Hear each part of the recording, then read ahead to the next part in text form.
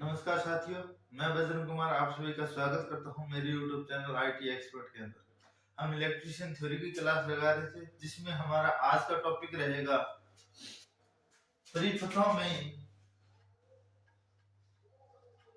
परिपथ में प्रतिरोधों का संयोजन। प्रतिरोध जो कि ऐसा घटक जो कि विद्युत धारा का विरोध करे प्रतिरोध कहलाता है। उनको विभिन्न प्रकार के परिपथों में कैसे संयोजित किया जाता है, उनका प्रतिरोधों को संयोजन करने के कितने प्रकार हैं। अपने पास प्रतिरोधों को संयोजन करने के लिए तीन प्रकार है। पहला है श्रेणी क्रम संयोजन, दूसरा है समांतर क्रम संयोजन और तीसरा है मिश्रित क्रम संयोजन। आज हम पहले जो प्रतिरोधों के जो संयोजन है उसमें हमारा पहला रहेगा श्रेणी क्रम संयोजन। अब देखो श्रेणी क्रम संयोजन होता क्या है।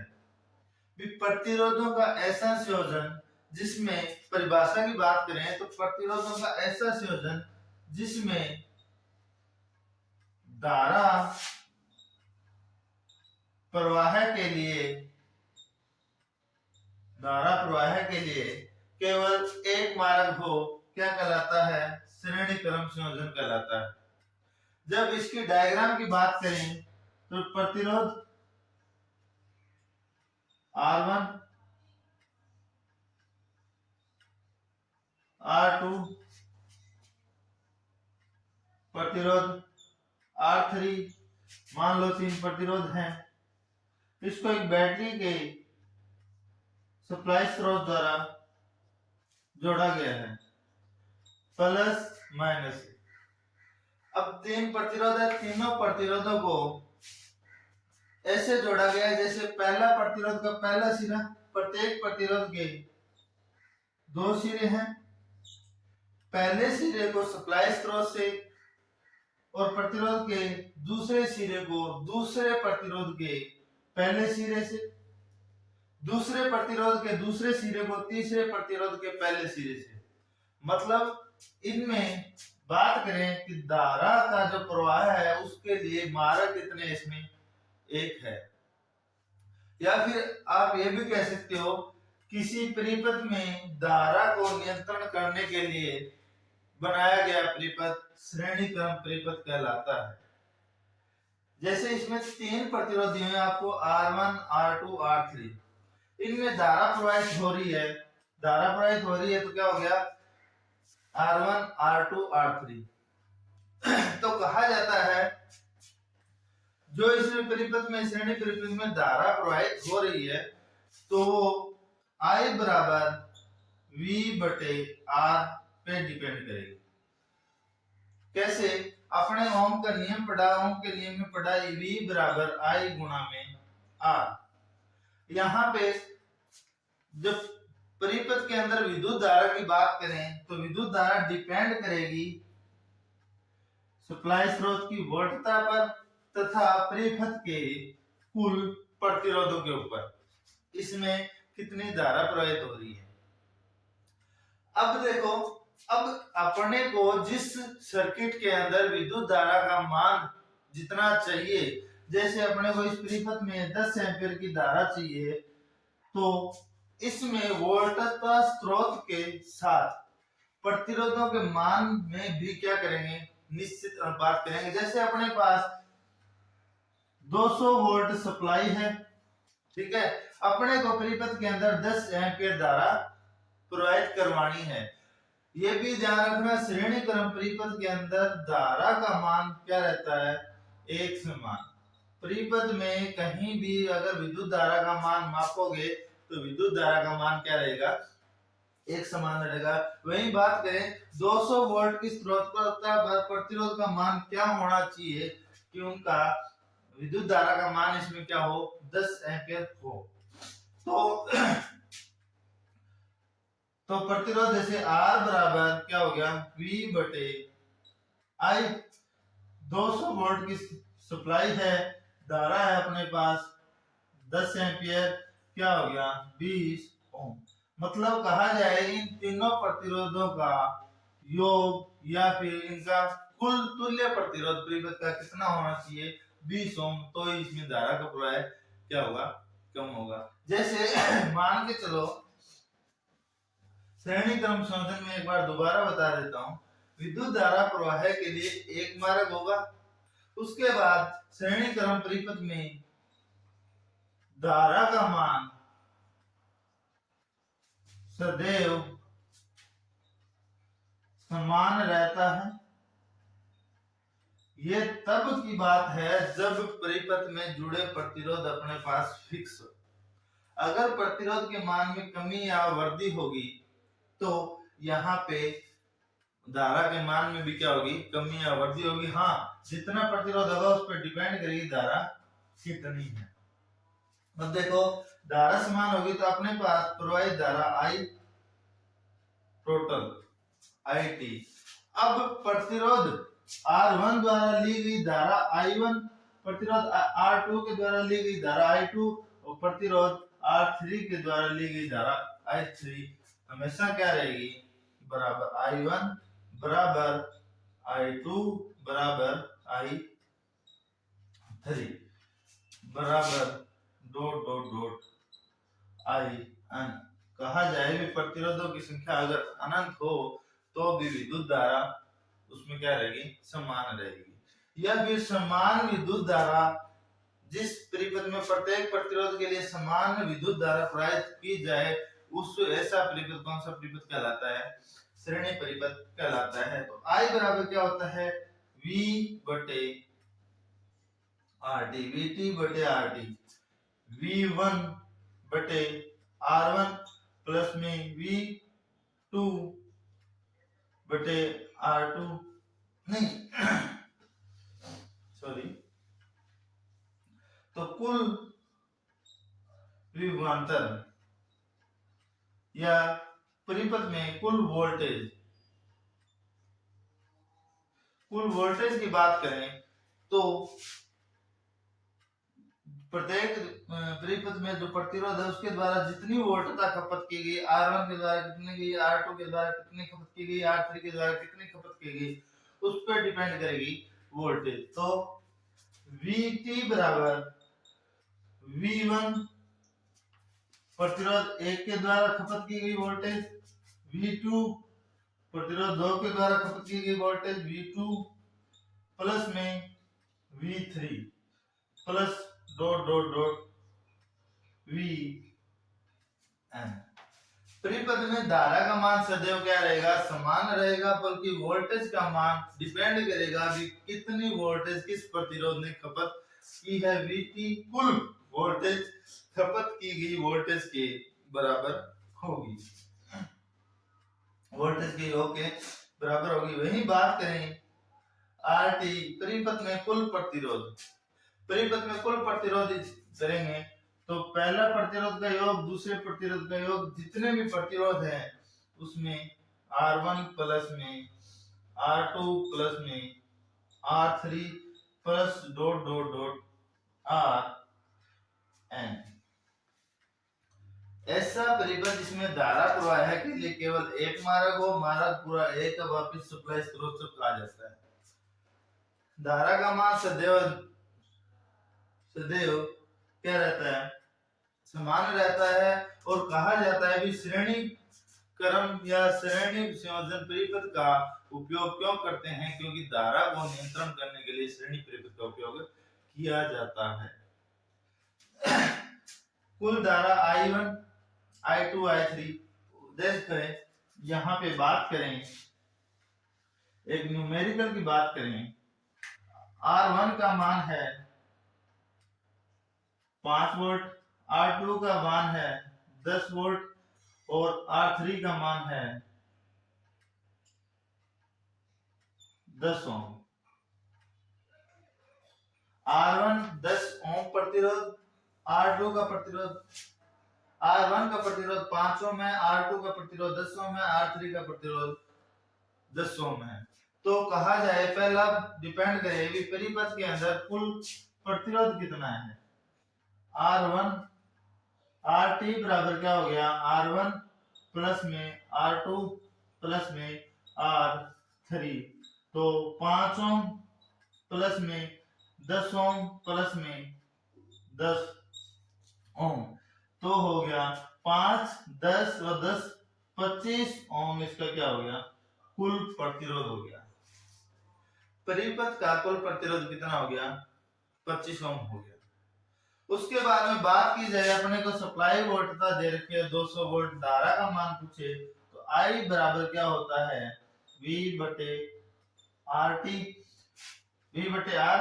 I का मान यहाँ पे पूछा है, वोल्टेज कितनी है अपने पास 200 वोल्ट है, 25 ओम प्रतिरोध है, 25 8 है 208 एम्पीयर की धारा ये परिपथ क्या लेगा वोल्टेज लेगा। अब कहा जाए भी टोटल कुल वोल्टेज कितनी है।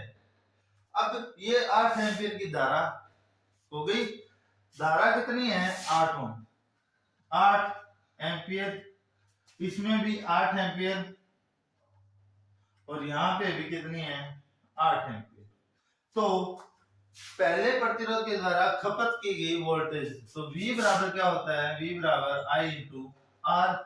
तो I कितनी है 8 और R प्रतिरोध कितना है 5, तो 8 5 40 वोल्ट इसने खपत की, 10 से 8 है 80 वोल्ट इसने खपत की और 10 8 है 80 वोल्ट इसने खपत की। टोटल तीनों का योग कितना आ गया 200 वोल्ट। तो कहा जाता है कि परिपथ के अंदर कुल वोल्टेज या प्रवाहित की गई वोल्टेज प्रतिरोधों के द्वारा खपत की गई वोल्टेज के मान के बराबर होगी। पहले प्रतिरोध ने 5 ओम के प्रतिरोध ने 40 वोल्टेज खपत की, 10 ओम के प्रतिरोध ने 80 वोल्टेज, फिर तीसरे प्रतिरोध ने 80 वोल्टेज खपत की। कुल योग कितना हो गया अपने आरोपित जितनी वोल्टेज की उसके मान के बराबर। ये हो गया अपना श्रेणी संयोजन। अब इसी के ऊपर एक न्यूमेरिकल देख लेते हैं।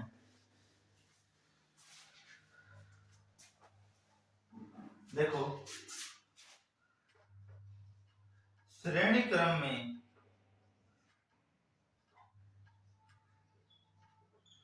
प्रतिरोधों की ओपन अवस्था,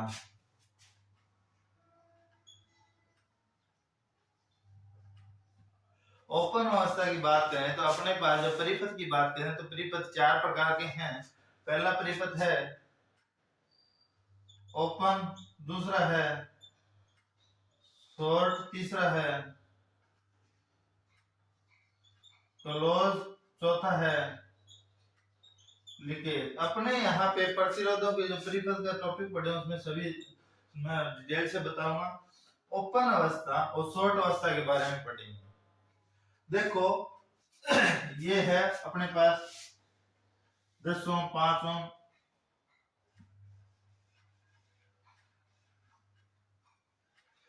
यहाँ पे हमने धारा निकाली है 8 एम्पीयर। इसी के आधार पे हम ये पहले पढ़ेंगे ओपन अवस्था।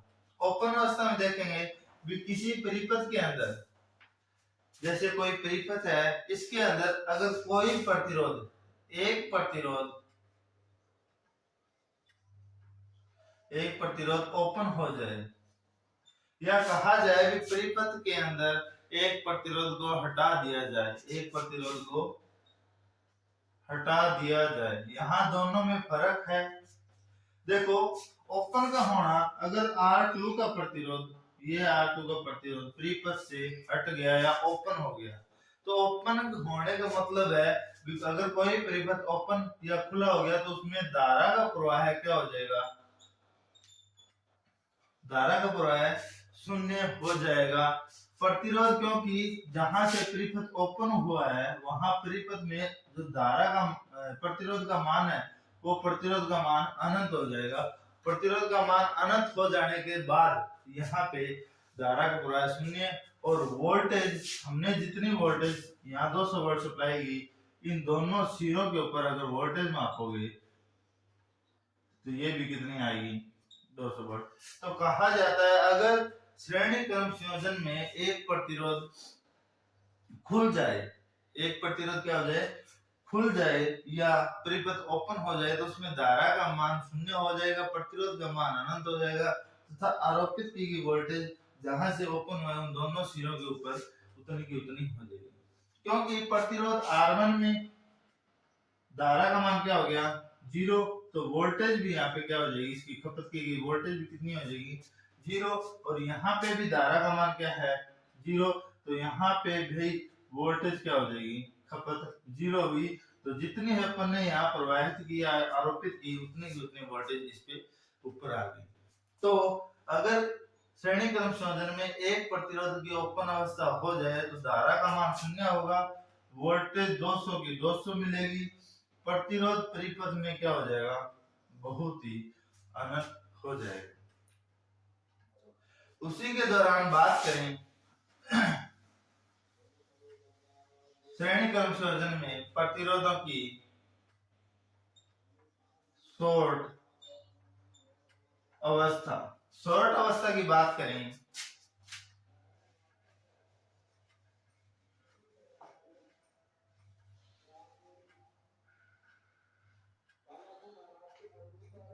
शॉर्ट अवस्था की बात करें तो कहा बता दिया जैसे R2 का प्रतिरोध पहले तो ये परिपथ से हट गया था, अब यहाँ पे ये परिपथ क्या हो गया यहाँ से शॉर्ट हो गया। जैसे एक परिपथ में जिसमें अपने पास 3 प्रतिरोध थे R1 R2 R3, R2 का परिपथ शॉर्ट हो गया मतलब ये परिपथ से यह समझ लो बाहर हो गया, ठीक है।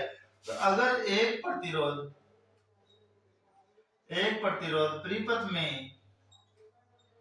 शॉर्ट हो जाए, ये शॉर्ट हो गया तो परिपथ के अंदर अब प्रतिरोध कितने बच गए, धारा जो प्रवाह है वो प्रवाह कहां से होने लग गया, यहां से होने लग गया। मतलब अब परिपथ के अंदर पहले कितने थे R1 R2 3, और अब RT की बात करें तो कितने हैं R1 प्लस में R3, कुल प्रतिरोध कितना हो जाएगा, R1 का मान कितना है 5 ओम तथा R3 का मान कितना है 10 ओम, कुल प्रतिरोध कितना हो गया 15 ओम। अगर एक प्रतिरोध शॉर्ट हो जाए तो परिपथ के अंदर जो तुल्य प्रतिरोध पहले था 25 अब हो गया 15, तुल्य प्रतिरोध का मान क्या हो जाएगा कम हो जाएगा, ठीक है। अब धारा पे क्या प्रभाव पड़ेगा, परिपथ डिपेंड करता है प्रतिरोध तथा धारा के मान पे। तो पहले धारा थी अपने पास 8 एम्पियर, अब धारा कितनी होगी I बराबर V बटे R, V का मान 200, R का मान कितना हो गया 15 हो गया, तो 15 एकम 15 बच गए 5 15 3 45, फिर बच गए 5 फिर 15 3 45, 13.33 ओम, इसका क्या आ जाएगा 15.33 सॉरी एम्पियर, इसमें क्या आ जाएगी धारा का मान आ जाएगा, पहले थी 8 एम्पियर धारा अब हो गई 13.3 एम्पियर धारा। तो कहा जाता है अब प्रतिरोध I1, देखो प्रतिरोधों का मान पहले के अपेक्षा क्या हो गया कम हो गया तथा धारा का मान पहले की अपेक्षा क्या हो गया बढ़ गया, तथा प्रत्येक प्रतिरोध की वोल्टता खपत का मान भी क्या हो जाएगा बढ़ जाएगा, क्योंकि यहाँ पे धारा का मान बढ़ गया, यहाँ पे भी वोल्टेज खपत बढ़ेगी, यहाँ पे भी वोल्टेज का मान खपत होगा। तो कहा जाता है श्रेणी क्रम संयोजन में प्रतिरोधों की शॉर्ट अवस्था की जब बात करें तो शॉर्ट हुए परिपथ को प्रतिरोध से बाहर माना जाता है तथा कुल प्रतिरोध के मान पे कुल प्रतिरोध का मान कम हो जाएगा पहले की अपेक्षा तथा धारा का मान बढ़ जाएगा, और प्रत्येक प्रतिरोध की वोल्टता खपत का मान भी बढ़ जाएगा, जिसका कारण है धारा का मान बढ़ना, ठीक है। श्रेणी क्रम संयोजन में अगर ओपन अवस्था की बात करें तो ओपन अवस्था के अंदर परिपथ में धारा का मान 0 होगा, क्योंकि वहां पे प्रतिरोध क्या हो गया अनंत, जितनी वोल्टेज कोई भी प्रतिरोध वोल्टता खपत नहीं करेगा। और यहाँ पे हम बात करें तो R1 R2 तुल्य प्रतिरोध पहले वाले प्रतिरोध के मान से कम हो जाएगा तथा धारा का मान बढ़ जाएगा और प्रत्येक प्रतिरोध की वोल्टता खपत भी क्या होगी, बढ़ जाएगी। यह है प्रतिरोधों का श्रेणी क्रम संयोजन। अब यही बात करें प्रतिरोधों के समांतर क्रम संयोजन की,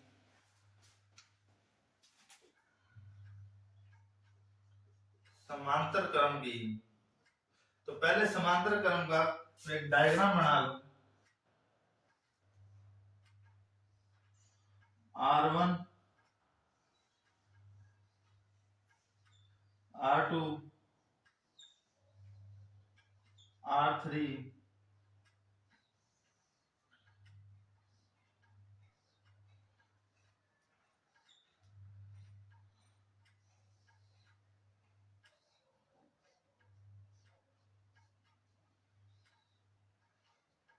प्लस माइनस, ये बैटरी यहाँ पे होगी मान लो 200 वोल्ट सप्लाई। ऐसा परिपथ जिसमें धारा प्रवाह के लिए अनेक मार्ग हो, आई ये भी है ये भी है, ऐसा परिपथ क्या कहलाएगा, समांतर परिपथ कहा जाए। धारा प्रवाह के लिए अनेक मार्ग हो। अनेक मार्ग की बात करें, समांतर क्रम संयोजन हो गया। उसके बाद में दूसरा यहाँ पे परिभाषा क्या होगी, समांतर क्रम के अंदर विभवांतर या विभव का मान या फिर वोल्टेज का मान क्या रहता है, एक समान रहता है। श्रेणी क्रम में धारा और यहाँ पे वोल्टेज समान एक जैसी रहेगी। तो कहा जाता है विद्युत धारा में अगर कोई परिपथ जहाँ पे धारा का मान समान हो या धारा का मान समान रखने के लिए श्रेणी क्रम में जोड़ा जाता है और वोल्टेज का मान समान रखने के लिए समांतर क्रम में जोड़ा जाता है। अपने घरों की जो वायरिंग है उसको कौन से क्रम में करते हैं, समांतर क्रम संयोजन में कहते हैं, क्योंकि प्रत्येक जो उपकरण है उस उपकरण को जितनी वोल्टेज अपने घर में है या अपने सब मीटर में आ रही है उतनी वोल्टेज प्रत्येक उपकरण तक पहुंचाई जाए। इसलिए यहाँ पे क्या घरेलू जो वायरिंग है उसमें क्या है, समांतर क्रम संयोजन में करते हैं। वहीं बात करें जो परिपथ के अंदर जो यहाँ पे वोल्टेज क्या है, आरोपित वोल्टेज V बराबर V1 बराबर V2 बराबर V3। यहाँ पे V1 V2 क्या है, प्रत्येक प्रतिरोध के द्वारा खपत की गई वोल्टेज जितनी, क्योंकि वोल्टेज यहाँ पे डिपेंड करेगी पूरे परिपथ के ऊपर। और यहाँ पे धारा की बात करें IT की, परिपथ के धारा, तो I1 प्लस में I2 प्लस में I3, ये होगी I1 I2 I3 प्रत्येक प्रतिरोध के द्वारा खपत की गई अलग अलग वोल्टेज या अलग अलग धारा। और बात की जाए तुल्य प्रतिरोध की, तो RT बराबर 1/R1 प्लस में 1/R2 प्लस में 1/R3। यहाँ पे कुल वोल्टेज की वोल्टेज यहाँ पे समान रहेगी प्रत्येक परिपथ के अंदर, धारा का मान अलग अलग रहेगा। और प्रतिरोध की बात करें कुल प्रतिरोध की, तो इसका फॉर्मूला होगा RT बराबर 1/RT बराबर 1/R1 प्लस में 1/R2 प्लस में 1/R3। इसी क्रम में हम आगे बढ़े, तो आगे बढ़ने के बाद हम पता करें, जैसे पहला हो गया वही मानो 5 ओम 10 ओम और 10 ओम। तो पहले बात करें कुल प्रतिरोध की, परिपथ का तुल्य प्रतिरोध RT बराबर 1/R1, 1/R1 कितना है 5, प्लस में 1/R2 कितना है 10, फिर प्लस में 1/R3 कितना है 10। यहाँ पे लघुत्तम ले, लघुत्तम कितना आ गया 10 आ गया। उसके बाद में 5 से डिवाइड करो, 10 को 2 का गुणा करो 1 से, 2 एकम 2, 10 को 10 से भाग दिया, क्या आ गया 1 और 1 एकम 1। फिर 10 को 10 से भाग दिया, फिर क्या आ गया 1। तो क्या आ गया 4/10, 1/RT का मान है। जब RT की बात करें तो संख्या पलट दो, 10/4 या फिर कितना आ गया 2.5 ओम कुल प्रतिरोध आ गया। श्रेणी क्रम संयोजन में कुल प्रतिरोध था तीनों का योग। यहाँ पे कुल प्रतिरोध का मान है तीनों का डिवाइडेशन, मतलब तीनों का लघुत्तम लेके करना पड़ेगा। यहाँ पे जितनी वोल्टेज सप्लाई दी 200 वोल्ट, यहाँ पे भी 200 रहेगी, यहाँ पे भी क्या रहेगी 200, और यहाँ पे भी क्या रहेगी 200 वोल्ट सप्लाई रहेगी। उसके बाद में प्रतिरोध R1 के द्वारा खपत की गई या ली गई धारा का मान 200/5, क्योंकि I बराबर क्या होता है V/R। V कितनी है 200, और यहाँ पे प्रतिरोध कितना है 5, तो क्या आ गया 40 एम्पीयर की धारा प्रतिरोध 1 लेगा। उसके बाद में R2 जो प्रतिरोध है ये 10 ओम है, ये धारा प्रवाहित करेगा 200/10 मतलब 20 एम्पीयर धारा, और तीसरा प्रतिरोध ये लेगा 20 एम्पीयर की धारा। तो कुल धारा का मान यहाँ पे क्या होगा 200 वोल्ट की सप्लाई वोल्टता और तथा 2.5 ओम परिपथ का तुल्य प्रतिरोध है, तो परिपथ की कुल धारा कितनी होगी 200/2.5, तो बराबर कितनी आ गई 80 एम्पीयर धारा आ गई। क्या अपन अगर सही है तो 40 ampere plus 20 ampere plus 20 ampere, यहाँ पे धारा का मान कितना है 80 एम्पीयर। प्रत्येक प्रतिरोध के द्वारा ली गई धारा कुल प्रतिरोध इसका क्या नहीं कुल धारा के मान के बराबर होगी। यहाँ 80 एम्पीयर कुल धारा है, 40 एम्पीयर इसके द्वारा ले रहा है, 40 एम्पीयर इसके द्वारा, और 40 एम्पीयर की धारा R1 के द्वारा, 20 एम्पीयर की धारा R2 के द्वारा तथा 20 एम्पीयर की धारा R3 के द्वारा खपत की जा रही है। ये हो गया समांतर क्रम संयोजन। अब समांतर क्रम संयोजन में हम पढ़े शॉर्ट अवस्था, परिपथ की ओपन अवस्था।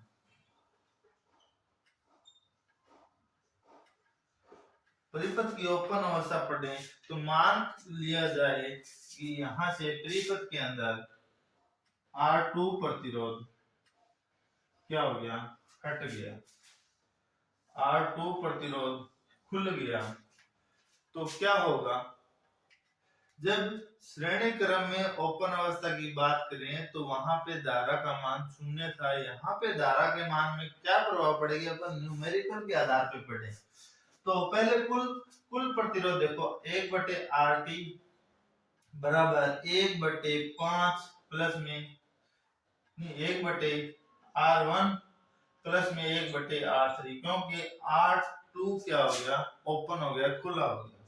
तो 1/RT की बात करें, R1 का मान कितना है 5, R2 का मान R3 का मान कितना है 1/10, लघुत्तम कितना आ गया 10 आ गया। पहला है 5 एकम 5 और 5 दूनी 10, 2 का गुणा करो 1 के साथ, प्लस में 1 3/10 आ गया, और 1/RT का मान क्या है यहाँ पे 3/10 है। तो RT का मान क्या निकालोगे 10/3, तो 3.3 ओम यहाँ पे क्या आ गया प्रतिरोध आ गया। पहले कितना था जब परिपथ में तीनों प्रतिरोध जुड़े थे तो तुल्य प्रतिरोध था 2.5 ओम, कितना था 2.5 ओम। यहाँ पे परिपथ में कुल प्रतिरोध पे क्या प्रभाव पड़ा, प्रतिरोध का मान क्या हो गया पहले की अपेक्षा बढ़ गया। तो अब देखो धारा का मान धारा के मान पे क्या प्रभाव पड़ेगा? प्रतिरोध का मान बढ़ा तो धारा का मान क्या हो जाएगा? V बराबर I इंटू R। R कह सकते हैं 1/I है। अगर प्रतिरोध का मान बढ़ा तो धारा का मान क्या हो जाएगा? पहले की अपेक्षा धारा कम हो जाएगी, कम हो जाएगी तथा प्रत्येक प्रतिरोध के द्वारा खपत की गई वोल्टेज का मान भी क्या हो जाएगा? V बराबर या प्रत्येक प्रतिरोध के द्वारा खपत की गई धारा का मान क्या हो जाएगा? बढ़ जाएगा। ये हो गया परिपथ में ओपन अवस्था। वहीं बात करें, देखो दोबारा देख लो, अगर परिपथ के अंदर समांतर क्रम में एक प्रतिरोध खुल जाए या हट जाए या ओपन अवस्था हो जाए तो परिपथ में कुल प्रतिरोध का मान पहले की अपेक्षा बढ़ जाएगा, जिससे धारा का मान कम हो जाएगा, जिससे धारा का मान क्या हो जाएगा? कम हो जाएगा तथा वोल्टेज प्रत्येक प्रतिरोध के द्वारा खपत की गई धारा का मान थोड़ा सा कम हो जाएगा। वहीं बात करें परिपथ में शॉर्ट अवस्था की, समांतर क्रम में शॉर्ट अवस्था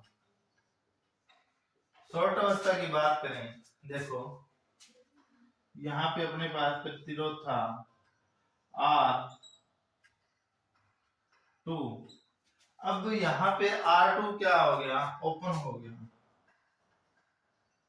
यहां से यहां तक R2 क्या हो गया? प्रतिरोध ओपन हो गया। देखो ओपन हो जाने के बाद परिपथ के अंदर जो कुल धारा है, धारा हमेशा वह मार्ग धारा का या धारा की वह दिशा होगी जिस मार्ग पर प्रतिरोध का मान क्या हो?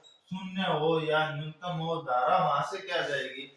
ज्यादा प्रवाहित होगी। यहाँ पे प्रतिरोध क्या हो गया? यहाँ से शॉर्ट हो गया। इस प्रवाह के अंदर धारा का मान, यहाँ पे प्रतिरोध का मान शून्य हो गया तथा धारा का मान क्या हो जाएगा? यहाँ पे अगर जहाँ पे प्रतिरोध का मान शून्य हो तो धारा का मान क्या हो जाता है? अनंत हो जाता है। तो पूरे परिपथ की जो धारा है वो मार्ग जो परिपथ शॉर्ट हुआ वहां से होके परिपथ के वोल्टता स्रोत में जाएगी, अन्य कोई भी युक्ति कार्य नहीं करेगी, क्योंकि धारा यहाँ पे 0 होगी और यहाँ पे भी क्या होगी? 0 होगी। तो ये युक्तियां भी धारा के बिना काम नहीं करेगी, ये भी युक्तियां धारा के बिना काम नहीं करेगी। तो कहा जाता है अगर समांतर परिपथ के अंदर एक प्रतिरोध शॉर्ट हो जाए तो पूरी धारा का मान परिपथ में अनंत हो जाएगा, प्रतिरोध का मान शून्य हो जाएगा और जो सुरक्षा युक्तियां हैं वो क्या हो जाएगी? प्रचालित हो जाएगी। अब देखो श्रेणी क्रम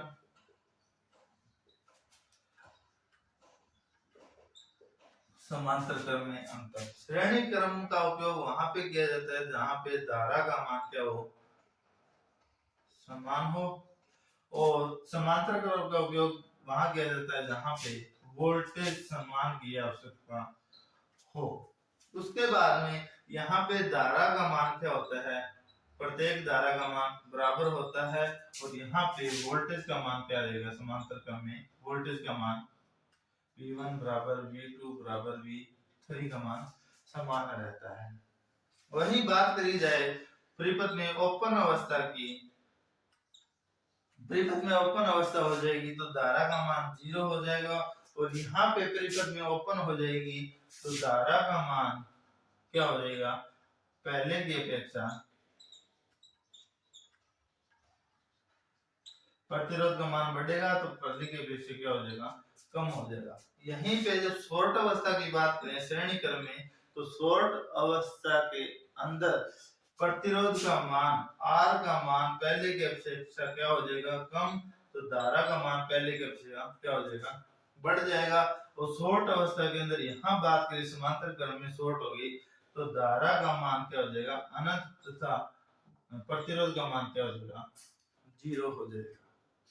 इनका श्रेणी क्रम का उपयोग किया जाता है जैसे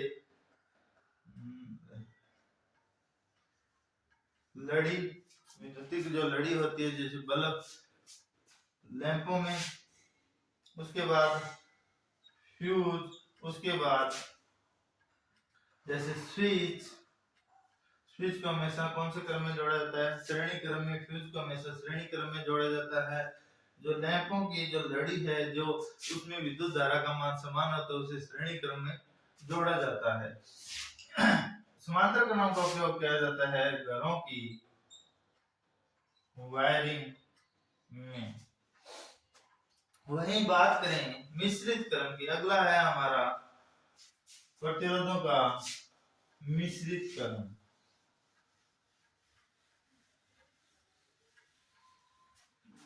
प्रतिरोधों का मिश्रित क्रम।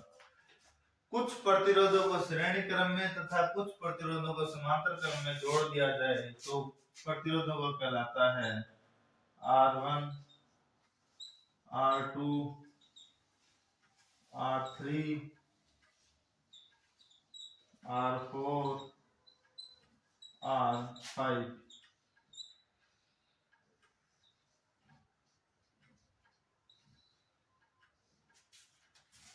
कुछ प्रतिरोधों को श्रेणी क्रम में तथा कुछ प्रतिरोधों को समांतर क्रम में जोड़ दिया जाए, ऐसा क्रम कौन सा कहलाएगा? मिश्रित क्रम कहलाएगा। मतलब श्रेणी तथा समांतर क्रम दोनों संयोजनों का मिश्रण क्या कहलाएगा? मिश्रित क्रम कहलाएगा। ये दो प्रकार के हैं, समांतर श्रेणी तथा श्रेणी समांतर, दो प्रकार के होते हैं। इनका उपयोग वहां पे किया जाता है जहां पे कुछ उपकरणों में धारा का मान समान रहो, या कुछ उपकरणों में धारा का मान में समान होने की आवश्यकता हो, तथा कुछ उपकरण में वोल्टेज मान समान होने की आवश्यकता हो, वहां पे परिपथ में मिश्रित क्रम का उपयोग किया जाता है। अगर कुछ प्रतिरोध जो समांतर क्रम में हो, उनको श्रेणी क्रम के साथ जोड़ दिया जाए, जैसे ये है समांतर क्रम, दो परिपथ है अपने पास, उनको श्रेणी क्रम में या कुछ श्रेणी परिपथ है उनको समांतर क्रम में जोड़ दिया जाए तो परिपथ समांतर श्रेणी तथा श्रेणी समांतर परिपथ कहलाते हैं। अगर समांतर में प्रतिरोधों की संख्या ज्यादा हो तो वहां पे समांतर श्रेणी, और श्रेणी में प्रतिरोधों की संख्या ज्यादा हो तो वहां पे श्रेणी समांतर परिपथ कहलाता है। अगली हमारी क्लास रहेगी इनसे संबंधित न्यूमेरिकल, जो पढ़ेंगे अगली क्लास में। धन्यवाद।